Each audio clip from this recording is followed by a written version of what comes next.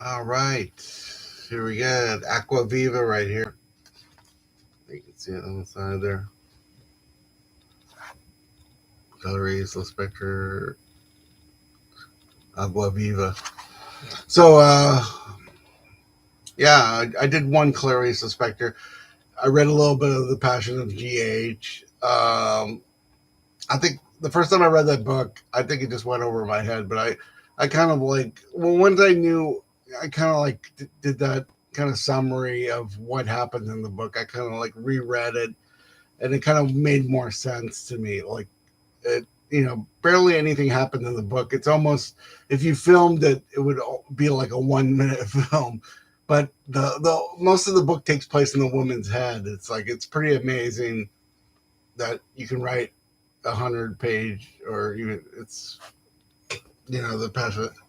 Here it is right here. Well, it's more like 174, almost 200 pages. Because it's real Joycean in its scope. This one's even shorter and maybe even more crazier and more. I mean, I know a lot of people are focusing on her work recently. It's just that her writing's so intense that it just makes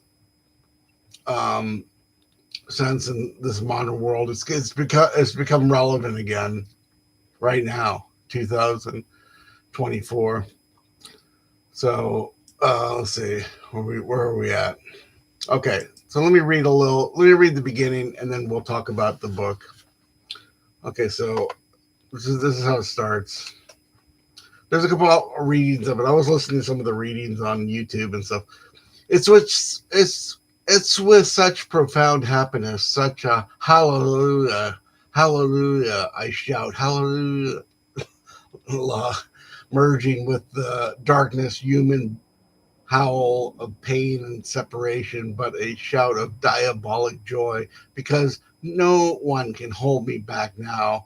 I can still reason. I studied mathematics, which is the madness of reason, but now I want the plasma. I want to eat straight from the placenta. I am a little scared of surrendering completely, because the next instant is the unknown. The next instant, do I make it, or does it make itself? We make it together with our breath and with the flare of the bullfighter in the ring. Let me tell you, I've been trying to seize the fourth dimension of this instant now, so fleeting that it's already gone, because it's already become a new instant now that's already gone. Everything has an instant which it is. I want to grab hold of this is of the thing. These instants passing through the air I breathe, and fireworks, they explode silently in space. I want to possess the atoms of time and to capture the present, forbidden uh, by its very nature. The present slips away, and the instant, too. I am the very second, forever, in the now.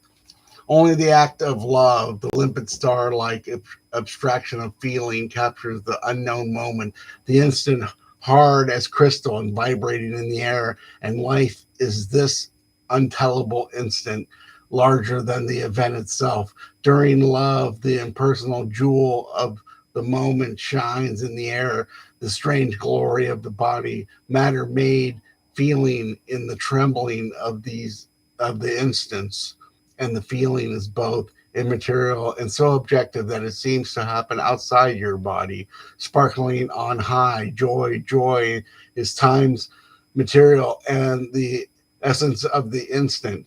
And in the instant is the is of the instant. I want to seize my is, and like a bird, I sing hallelujah into the air, and my song belongs to no one, but no passion suffered in pain, and love is not followed by a hallelujah. So, yeah, it's okay. So there's no plot. It's just like these blocks of paragraphs. There's no dialogue. It's basically like 90 pages. And let's talk about like kind of the structure. of this book a bit. Okay, so it came out in 73. It has an unconventional form, uses no structure other than double paragraph breaks. It lacks chapters or sections. It does not feature conventional plot or name characters, and is framed as a directionless monologue from an artist, perhaps speaking to a lover, the public, or the work itself. In the novel, Lispector states that her goal is to fire an arrow that will sink into the tender and neuralgic center of the word. So, yeah, so with this book and The Passion According to GH, I mean, it's like fiction, philosophy, criticism. It's all kind of together. It just kind of comes into the thing. So they say that this Água Viva kind of came from another work called Loud Object, but maybe it was a chapter or a part. But one academic said that they should be seen as two separately complete separate literary works in their own right. In 66, Lispector was caught in a fire at her home in Rio de Janeiro. I remember I said, of course, these books were all written in Portuguese and stuff, not the Brazilian language. I said, I meant Portuguese. So she was caught, before this book, she was caught in a fire.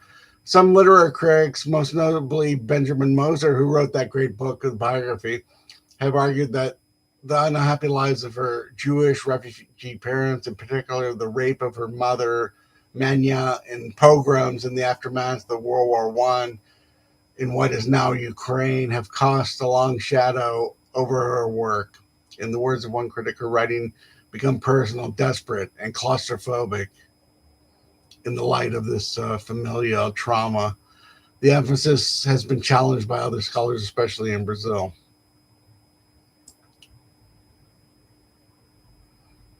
And so in Portuguese, Água Viva means living water, a meaning that has been linked to the novel's fluid prose by some critics, but generally denotes the oceanic animal known in English as jellyfish. In its first translation, published in 1989, it was titled Stream of Life. The writer Helene Sixou translated Água Viva into French in 1980, and it formed an integral part of her seminars at the Paris 8 University Paris 8, Saint-Denis Center of Paris, of course. Sixou argued that in the novel, Lispector gives us not books, but the living saved from books, from narratives, from repressive constructions. So yeah, I mean, she would probably agree. It's kind of post patriarchy writing. You know, it's like it's not. Yeah, I mean, it's not centered in the family. It's kind of sidesteps that whole, like the way, you know, plot, all the male writer kind of things of or the maleness of plot, characters, time structures are all gone, which good thing. Let's see what else do we say here. So there's been several translations. New Directions had a translation. This one's the one Steven Tobler. Is this New Directions too? And this is like the one from 2012. There's a one from University of Minnesota Press. There's a lot of guys. There's a lot of Brazilian novels, and there's a lot of people writing in Portuguese. Let's just say. So let's go. Let's take a chunk of the middle of the book here. So let's go around. Let's make this a little bit longer than usual. Okay. So, we're already up at 9 minutes. Okay, no questions. So let me go back. Here is another now. And another, my effort to bring the future to here. I move inside my deep instincts, which carry themselves out blindly.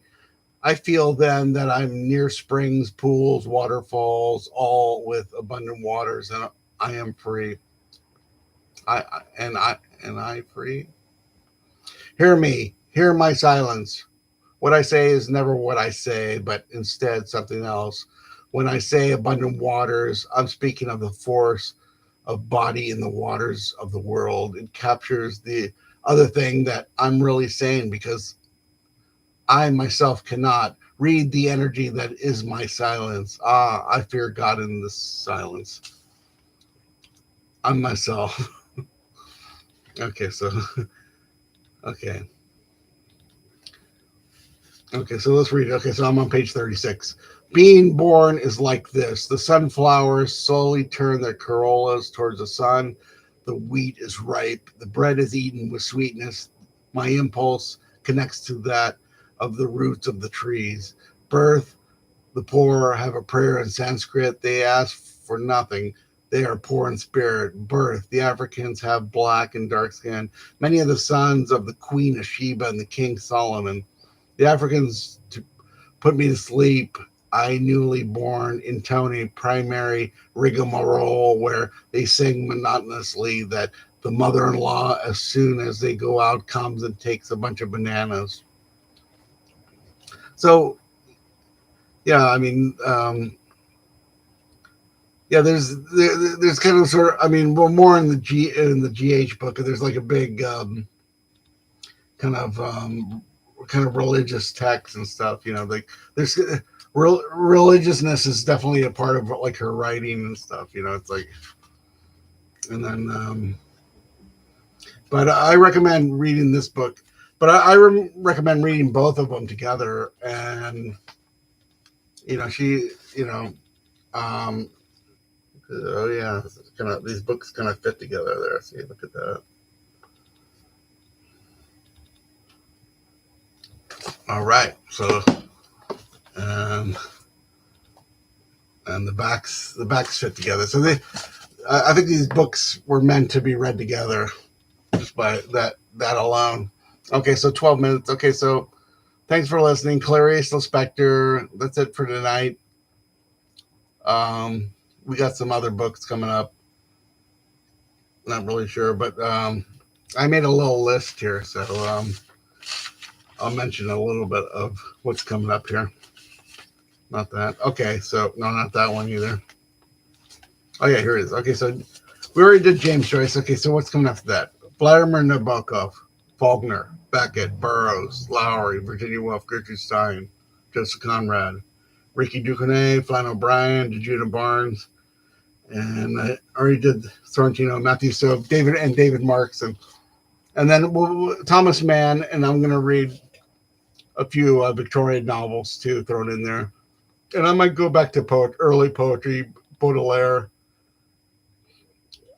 Wallace Stevens, some other stuff that I liked and, influenced me. And then I'll kind of go through the 20th century. But it's really easy for me to read some poems and like talk about why I like them. Okay, so, but Clarice Lispector, I think she's definitely someone now to check out. Definitely.